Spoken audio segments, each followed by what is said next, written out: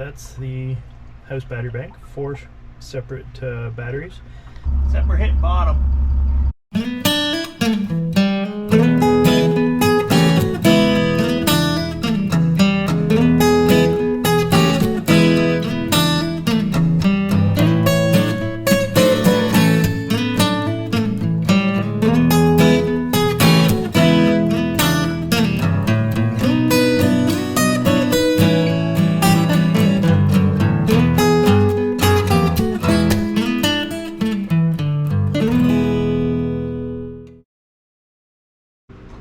Hey everyone, in this video we start off with replacing the house batteries.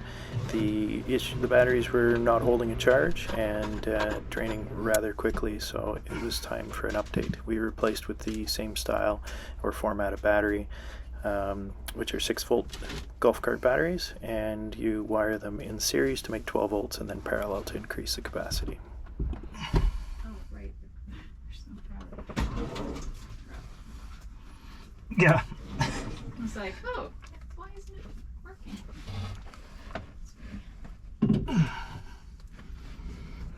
After removing all the batteries, it was time to clean everything up. Came to the vacuum before I pulled the batteries and after, quick inspection. And then this is putting the start battery back in, rewiring it before putting in the new batteries, the new house batteries. Before installing the house batteries, just double checked that the voltage was correct and that the fluid levels were good. I realized after doing all of this and the lifting is the full set of batteries is approximately 300 pounds. When I counted how many times I'd lifted them, it turned out I lifted about 3,200 pounds. So it explained why my back was not too happy the next day. Combine that with working in less than ideal physical space, it's a little uncomfortable in that spot. It's pretty good access for a boat, but it's you can't really actually stand up straight in there because things are in the way and your knees are bent. So it was not something I'm looking forward to having to repeat. This is the shortest rod.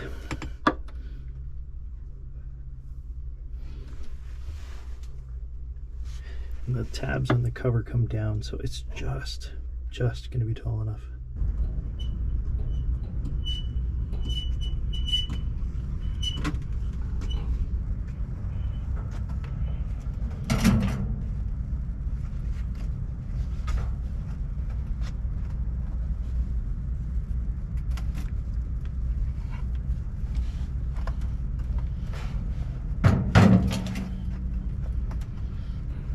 Once all the batteries were replaced, we took the old ones back, got the core refund, and it was time to head out.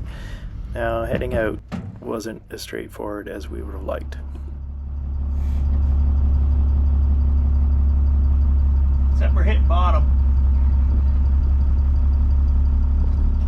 All clear here.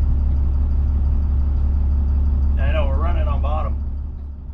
Once we had the provisioning done and everything put away, everything loaded on the boat, and we were ready to go, we were a little later than we wanted to be, pretty close to low tide. And heading out, I thought we might be a little close to bottom, and we weren't close. We were pushing through the mud. We were probably about a foot shy of actually full clearance. Fortunately, the mud in here is soft. We were able to get through. The other fun part is as we head to the end of the docks come closer together, and as you can see here, there's not a whole lot of space coming through there. That combined with the shallow conditions, I was quite concerned about getting pushed off course, but we got through without any problems.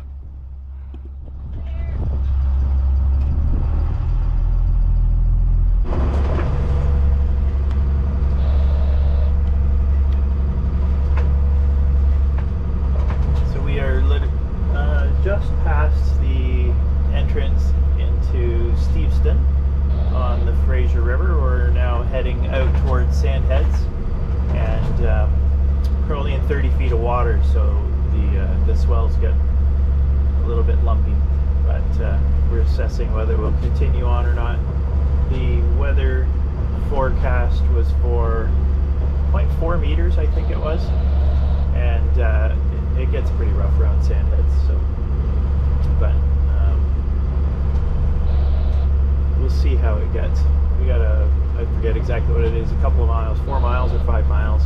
to get out to the strait, but we'll make the decision before we get there.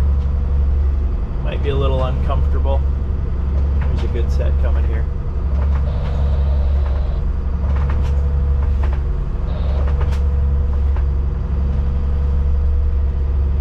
So we came out near low tide, and we're hitting the transition now where the tide's starting. It was an outflowing tide, and the tide is now coming in.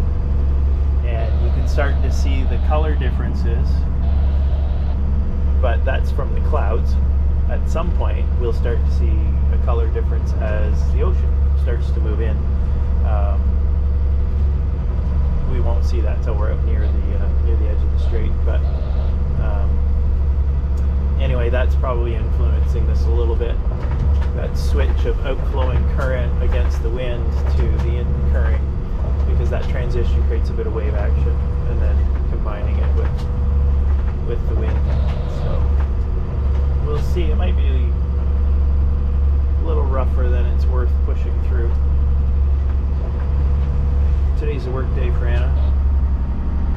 She's just getting set up, and we'll see whether she can work through this or not. Might be a little too lumpy if she's having to hold her laptop from sliding off the table the whole time. It's not going to be productive.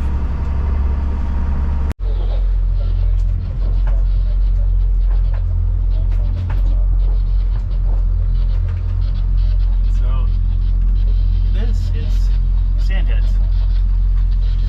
This is what all the talk's about. We got roughly 3 knots of current coming out.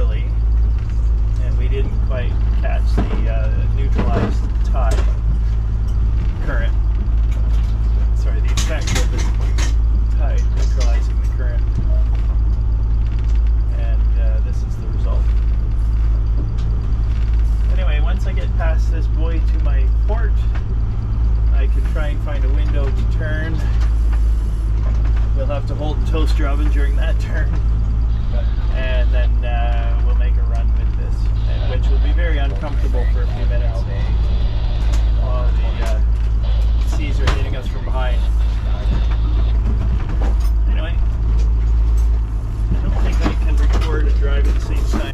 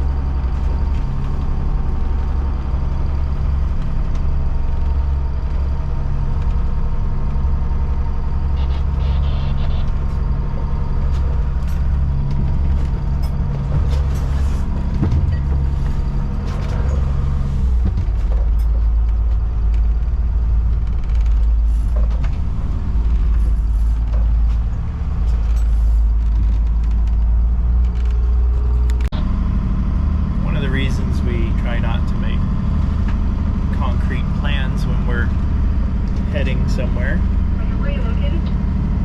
is basically what's going on now. We didn't really have a set plan. We just knew we'll go to one of the few places we know, and then Anna was researching and said, well, let's try something new, because then we can skip going through Active or Corlier Pass, and then we don't have to worry about timing. So we were going to go down to Saturn Island, and as soon as we got out into the strait, saw the conditions, and height of the wave and frequency. The idea of turning and running with the waves, they basically, to keep our heading, they were going to have to run on our quarter, which lifts the boat and has the potential of skidding the stern, essentially broaching you. And it probably would have been fine, but it's not a lot of fun.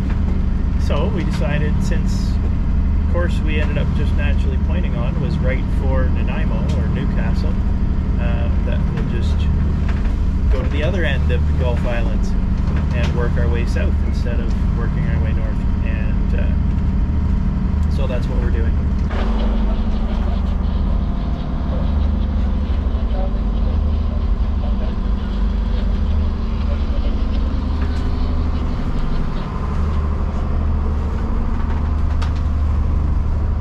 So Anna's working today, and it's a little uncomfortable at the settee, and Eddie was a little unsettled because the boat's creaking and bouncing. So Eddie's happy now because Mom's here, and Anna can work without getting tossed about. So yeah, the camera doesn't do it justice, but it's a little rocky, let's say. A little bit. So what do you think of the waves? You're not supposed to film me when I'm eating or drinking, remember? Oh, we can edit. The waves are higher than I expected. But they're good. What about the waves at Sandheads? What do you think of that? Okay, those are a little much. I wouldn't have been able to do that for hours on end. And I get really stressed out when it's pitching everywhere and everything's moving and rattling and falling, and like I don't like that. Waiting for everything to fail and go flying. Yeah, exactly.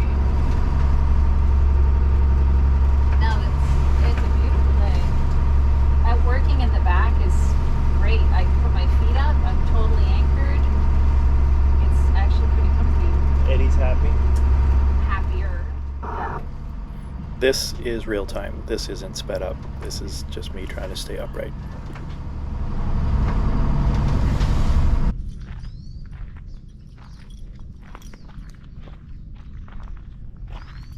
The contrast when you're in coastal BC, from shoreline to 30 feet away into the rainforest. It's quite different, especially coming from Ontario.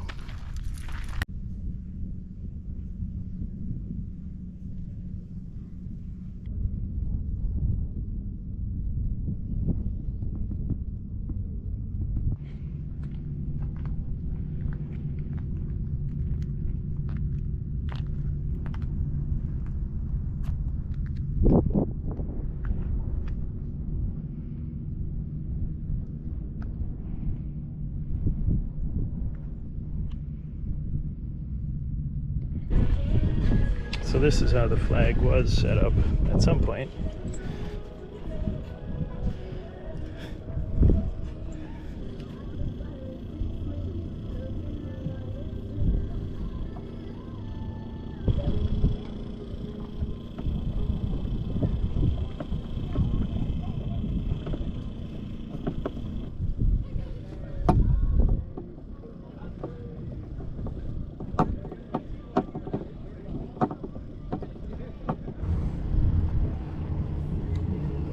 Extra beauty beautiful.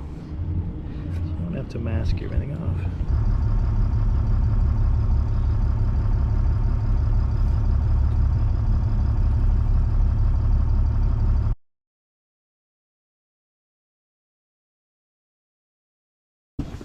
Not sure about those man boobs. Today on dumb projects that Rick ends up getting into, we are making doggy nets out of fish net.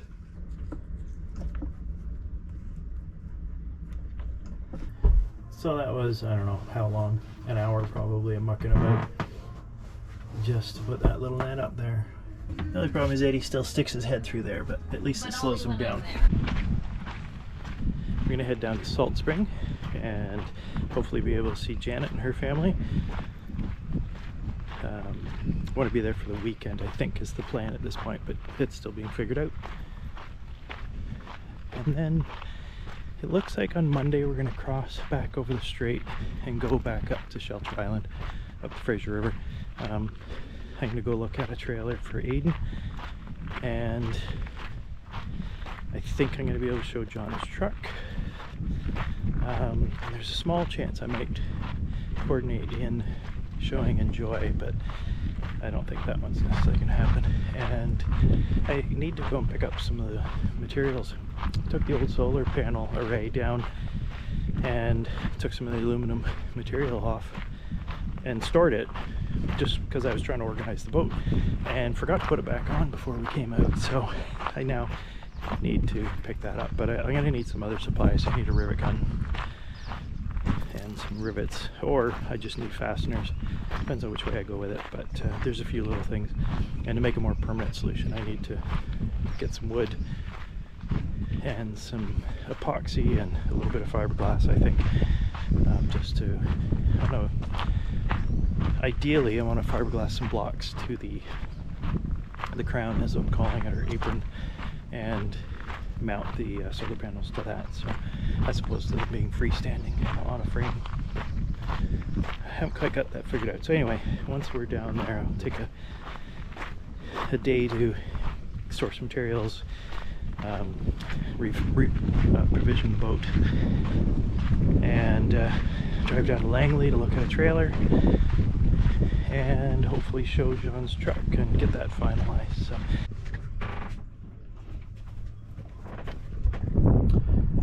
someone who's not